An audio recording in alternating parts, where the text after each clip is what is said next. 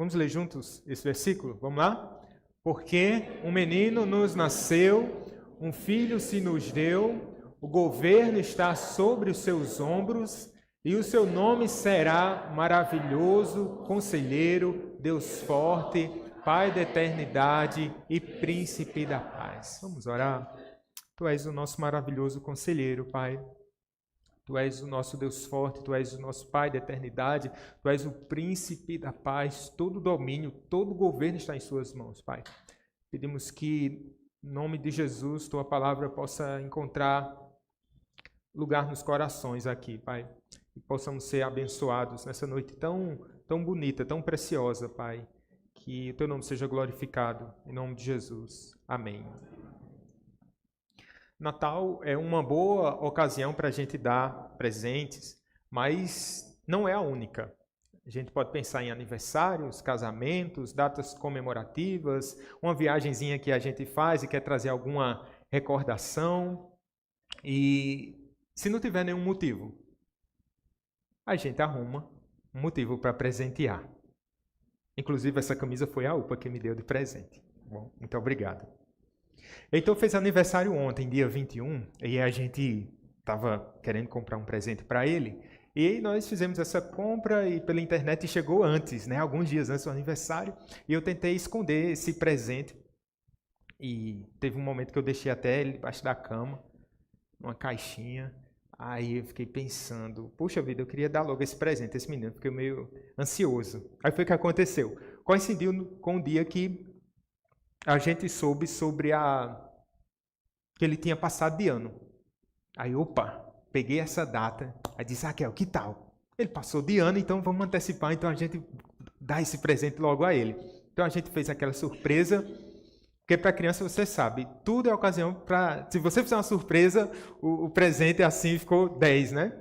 Fizemos essa surpresa para ele e aí entregamos esse presente. Então, podemos pensar que Deus, Ele procura ocasiões para nos presentear. Ele, quando escreve aqui, inspira Isaías para trazer essa linda e preciosa profecia para a gente, é como que ele quisesse se antecipar para dizer um grande presente que ele já estava preparando desde a eternidade. Então ele traz essa profecia ao profeta Isaías.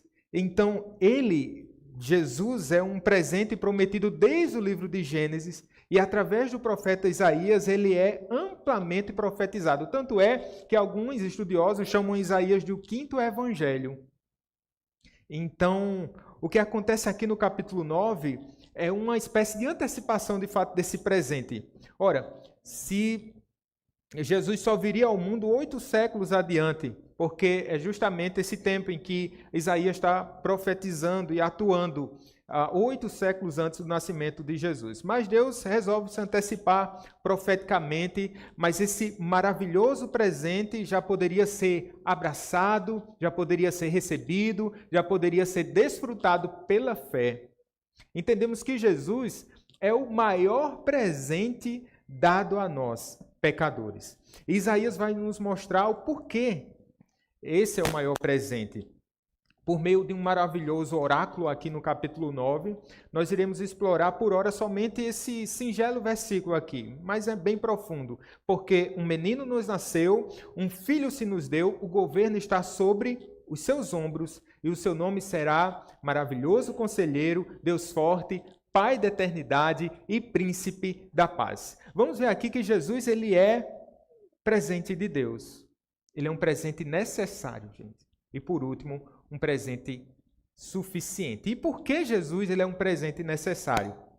A vinda de Jesus, ele de fato é um presente. Isaías está dizendo algo muito precioso aqui. Olha, quando ele diz assim, porque um menino nos nasceu e um filho se nos deu. É Deus dando, Deus concebendo, Deus entregando esse filho a nós. Nós vimos no último domingo sobre aqueles magos que receberam essa profecia. E quando é dada essa profecia do nascimento de Jesus, vai dizer lá que um menino nos nasceu também, numa linguagem muito parecida. É que hoje vos nasceu na cidade de Belém. Então ele nasceu para vocês. Então, é um presente dado por Deus com o endereço certo, na medida certa. E esse é um presente que ele é necessário. Filhos, nós já sabemos, são uma herança do Senhor. Um presente para os pais. Gabriela esteve aqui nos mostrando isso. Um presente para os pais, mas é um presente também para a igreja. Hoje a gente recebe mais um presentinho, né?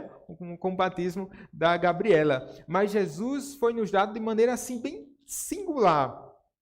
Não é? Depois, alguns dos irmãos, depois do culto, vão poder pegar Gabriela nos braços e a gente pode até tirar alguma foto.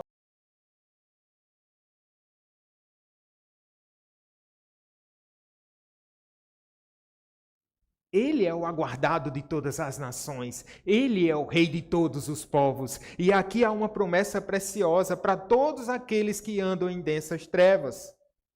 E Deus, sim, de fato, Ele conhece a nossa maior necessidade. E por isso Ele resolveu nos presentear com um Salvador.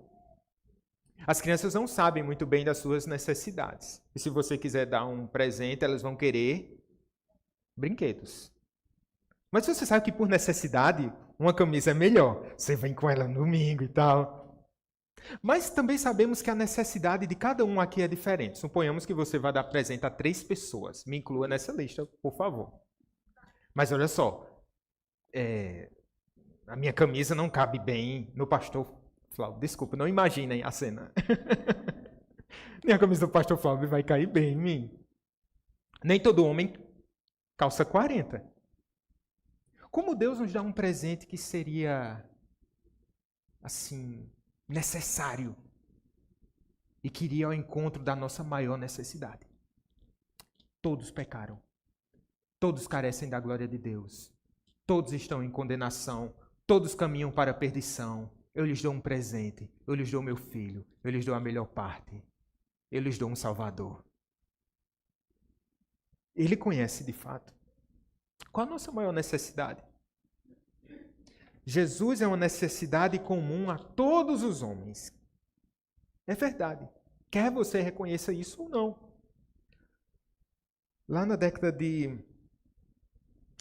dos anos 60 do século passado, milhões de crianças nos países orientais, Ásia, Europa, foram vacinadas contra a poliomielite, que é a famosa paralisia infantil. O criador dessa vacina foi um médico judeu chamado Albert Bruce Sabin. E ele teve uma atitude extremamente humana. Ele desistiu do dinheiro da patente, permitindo que ela se espalhasse para todos, incluindo os pobres. Ele disse algo singular. O Dr. Albert disse: muitos insistiram em patentear a vacina, mas eu não queria. É o meu presente para todas as crianças do mundo. Qual o presente de Deus para todos os homens do mundo? A saber, todos os que creem no seu Filho, é Ele mesmo. Ele dá uma parte de si mesmo. Ele dá o seu próprio Filho. Você deve se lembrar. Você lembra de João 3,16? Porque Deus amou o mundo de tal maneira que deu o seu Filho unigênito, para que todo aquele que nele crê não pereça, mas tenha a vida eterna. Veja só, Jesus não é somente um presente necessário, mas ele é um presente, ele é o presente suficiente. A partir de agora, nessa parte aqui desse versinho que a gente está meditando, a gente vai ver 4 atributos desse filho que vos nasceu. E aqui a gente já falou. Mas ele é um maravilhoso conselheiro, Deus forte, Pai da eternidade e príncipe da paz. Tem um pastor chamado Ageu Magalhães que ele diz que essas características divinas aqui do Filho, atribuídas ao Filho, são como as diferentes facetas de um diamante. Tem várias partes, né, o diamante. Então, cada uma delas preciosíssima. São as partes aqui, os diferentes atributos do Senhor Jesus Cristo que nos é apresentado. Porque Jesus ele é um presente suficiente? Olhando aqui para esse verso, a gente pode pensar, porque a sua palavra é suficiente. Lá em João capítulo 1, ele é o Logos, a palavra de Deus. Aqui a gente vai ouvir esse termo, maravilhoso conselheiro. Não são 2 características distintas, mas uma só característica aqui desse Jesus Cristo que está sendo anunciado, desse Filho. Maravilhoso aqui é algo como se fosse assombroso, miraculoso, sobrenatural. E aqui Jesus era o oposto do rei Acaz, que era alguém muito esperto, mas que não era sábio segundo Deus. Sabe, tem gente que é muito esperta, mas que não é sábio. Esse era o rei Acaz. Jesus, pelo contrário, era aquele sobre quem iria repousar na própria linguagem do profeta Isaías, o Espírito do Senhor, Espírito de sabedoria e de entendimento, Espírito de conselho e de fortaleza. Alec Mottier, que é um comentarista bíblico, ele diz assim: as decisões de um rei fazem os que um rei faz, as decisões de um rei fazem os destrói reinos. Podem destruir reinos. E um reinado destinado a ser eterno exige uma sabedoria como a do Deus eterno. Veja, a decisão de um rei que pode comprometer um reino inteiro. A decisão de um rei que pode pôr a perder toda uma nação. Então ele está dizendo aqui que um reinado destinado a ser eterno exige sabedoria como a do Deus eterno. Com vocês, aquele que tem toda a sabedoria, Senhor Jesus Cristo. Para tomar decisões acertadas, a gente precisa de quem, irmãos? Desse maravilhoso conselheiro. Desse assombroso conselheiro. Veja, diante desse maravilhoso conselheiro, os reis magos foram ao seu encontro lhe dar presente. Esse maravilhoso conselheiro, ainda jovenzinho, ele era destacado quando ele estava conversando com doutores no templo. Todos recorriam a esse Jesus, ou pelo menos alguns recorriam a esse Jesus para buscar dele sabedoria. Foi assim com Nicodemos, um sábio, veja que coisa interessante, um religioso que está lá em João capítulo 3, inclusive esse João 3,16 está no contexto dessa fala, e aí ele vai ao encontro de Jesus à noite. E ele vai ter conselhos, vai tomar conselhos com Jesus. Quem é você? E Jesus lhe ensina a Nicodemos acerca da vida eterna. Veja, era um ancião, era alguém que tinha toda a sabedoria religiosa, mas lhe faltava o verdadeiro conhecimento capaz de redimir um homem. E ele vai, e ele tem esse encontro com o Senhor Jesus Cristo. Você precisa de sabedoria. A Bíblia diz que essa sabedoria é dada por Deus, e Ele dá de maneira gratuita a todos aqueles que estão se sentindo desorientados ou perdidos. Ele dá sabedoria às crianças para que elas possam seguir cumprindo a lei do Senhor e obedecendo aos pais. Ele dá sabedoria, ia dizer assim, pessoas têm cabelo branco, eu vou citar o pastor Flauber aqui, né? Ele dá sabedoria. Ele dá sabedoria aos mais jovens. Ele dá sabedoria àqueles que não sabem mais o que fazer com os filhos. Ele dá sabedoria a todos aqueles que estão passando por uma terrível crise familiar. Ele dá sabedoria a todos aqueles que estão passando por uma profunda crise existencial. Ele nos dá sabedoria na vida comum, mas sobretudo, irmãos, esse maravilhoso, assombroso conselheiro, ele nos ensina acerca da vida eterna. E ele nos convence como ninguém é capaz de convencer. Você precisa dessa sabedoria? Eu preciso dessa sabedoria. Nós precisamos dessa sabedoria. Deixa-me contar outra história para vocês do Henry Ford. Ele foi o criador dessa marca importante, né, de veículos, a Ford. E uma vez ele teve um colapso em sua linha de montagem e ninguém conseguia consertar o problema. Ninguém. Ele estava desesperado. Então ele chamou um gênio mecânico que, inclusive, tinha ajudado ele a construir a sua fábrica. O nome dele é Charles Steinmetz. Mais ou menos isso, tá bom? Ele apareceu, foi chamado, então ele começou a mexer lá.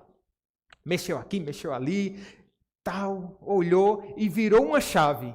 E quando ele virou uma chave, tudo começou a funcionar de novo, perfeitamente. Aí depois de uns dias, o Charlie mandou a conta para o Henry Ford. Aí quando o Henry Ford viu aquela conta, era o quê? $10.000.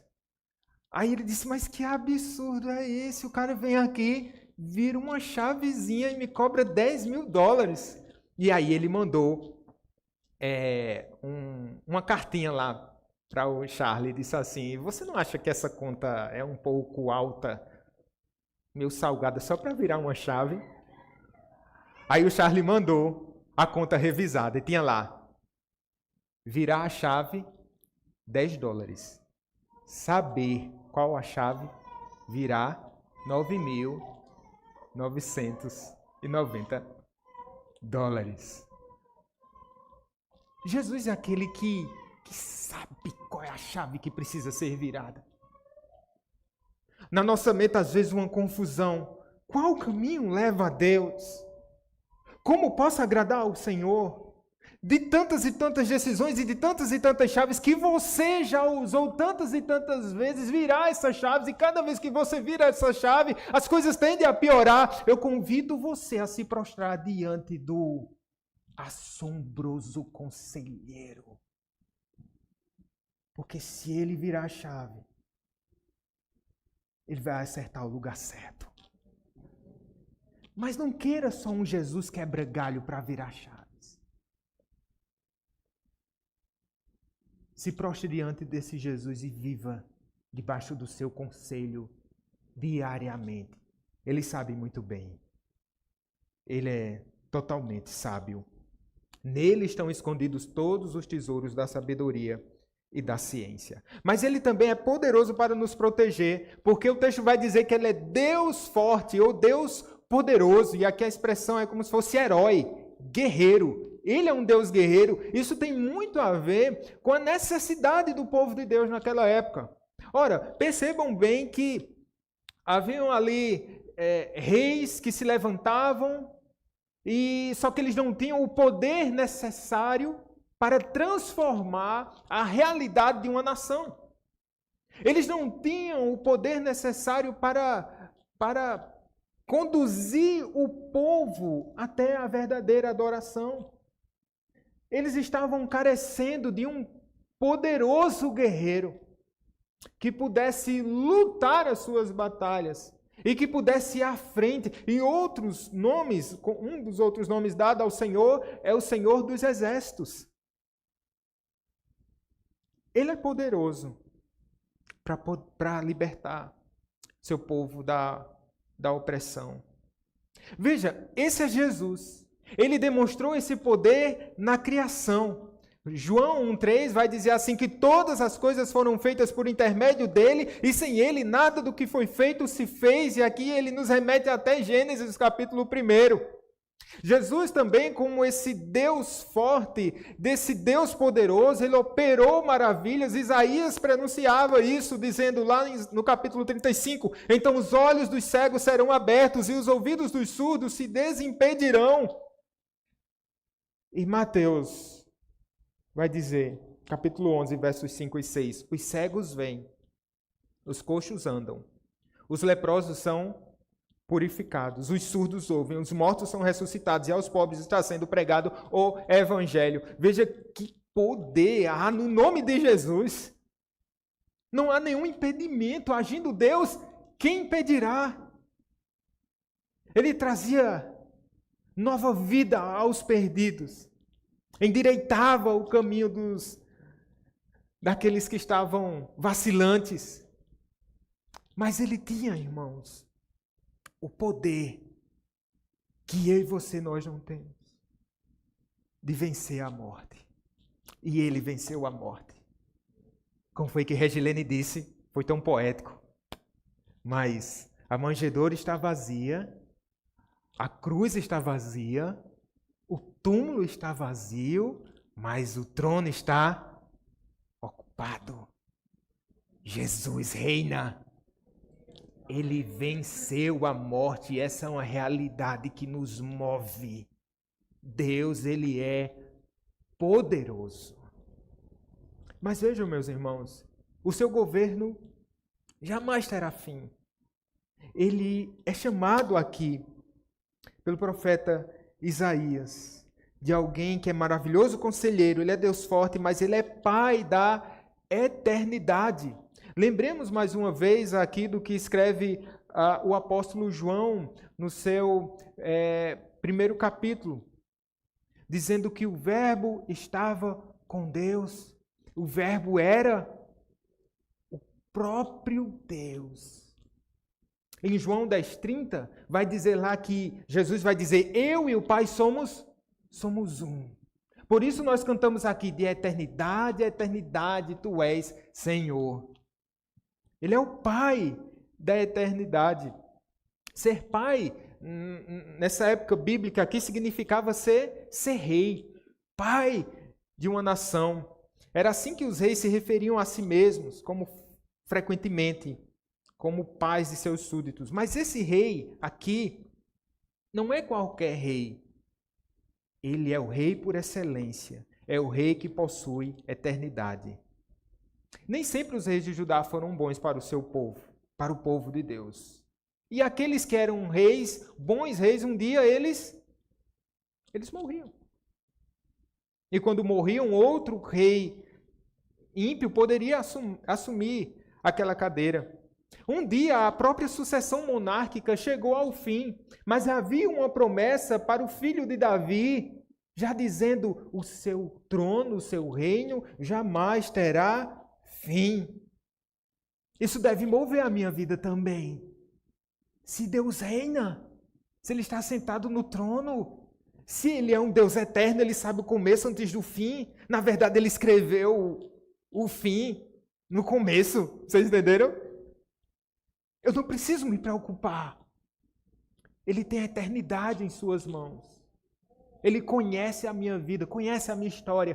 Quanta inquietação para 2025, hein? O que vai ser para 2025? O que é que me espera depois do dia 1º de janeiro? Eu não sei. Suzana e Socorro Teles estiveram aqui falando 2024, dizendo que foram as duas perspectivas aqui, né? Um ano de bênção, mas um ano de lutas, de provações. Eu não sei o que te espera, mas eu sei quem te espera. Deus eterno. Você pode descansar.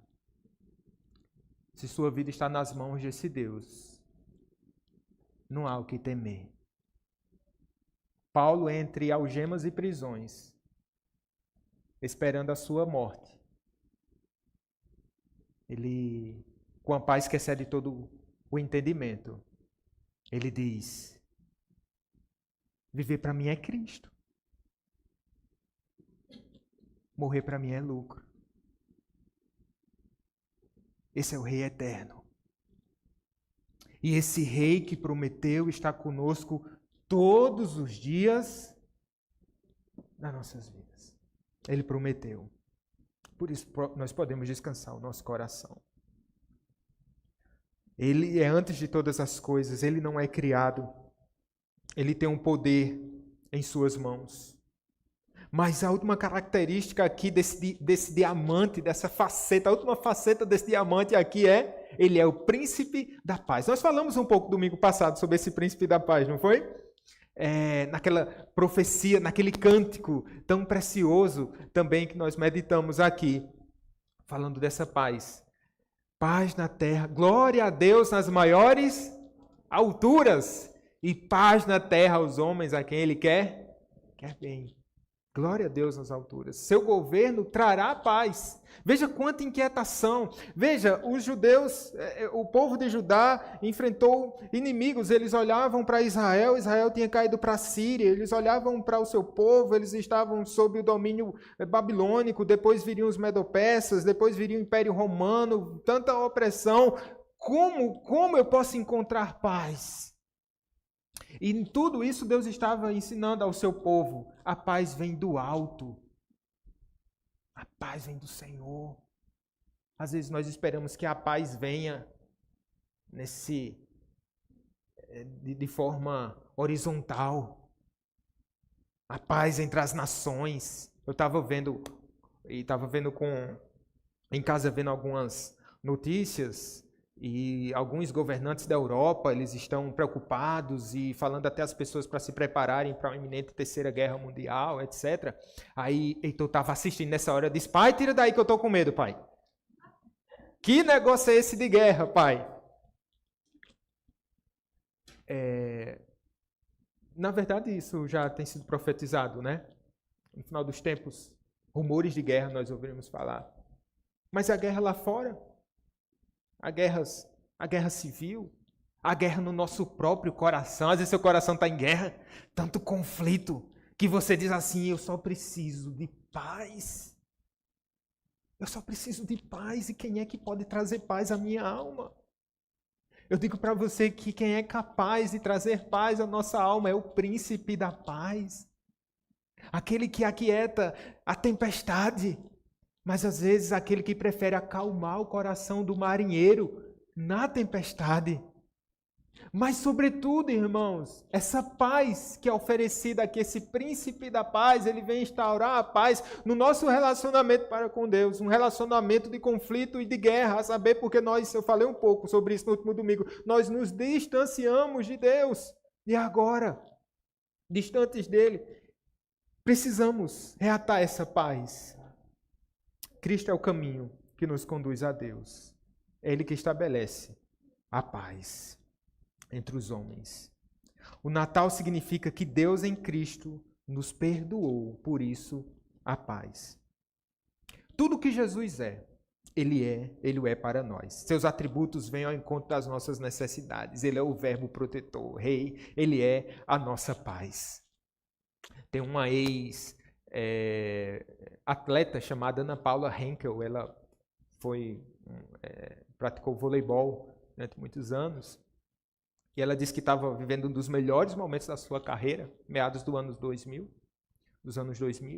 E de repente ela foi surpreendida por uma notícia. Ela estava grávida. E ela ficou desesperada com a notícia. Porque contratualmente havia uma cláusula que dizia que em caso de gravidez ela perderia o seu contrato. Então ela ficou angustiada, prestes a ir para uma outra Olimpíada. E com esse contratempo e com toda essa dificuldade, ela tomou conselhos dos seus pais e a mãe chorava para um lado e estava todo aquele ambiente tão difícil para ela, tão nebuloso, quando ela compartilhou isso com a família, porque seria o fim da sua carreira. Aí seu pai disse, Ana, você sabe quantas pessoas no mundo agora estão chorando porque perderam alguém, perderam um ente querido? Por que você está chorando assim? Você está chorando dessa maneira porque a vida está batendo na porta da minha casa. Não interessa a condição. A vida está batendo na porta da minha casa. E eu vou abrir. E eu vou celebrar. De fato, aquela criança nasceu. Um menino nos nasceu. Um filho se nos deu. Abra a porta. Ele veio. Ele habitou entre nós. Cristo vive para sempre. E se por acaso essa vida estiver batendo na sua porta, abra e celebre. Porque isso é Natal. Se arrependam e creiam. E celebrem com a gente. Cristo vive. Essa é a esperança que nos move para sempre. Vamos orar ao Príncipe da Paz. Feche os seus olhos.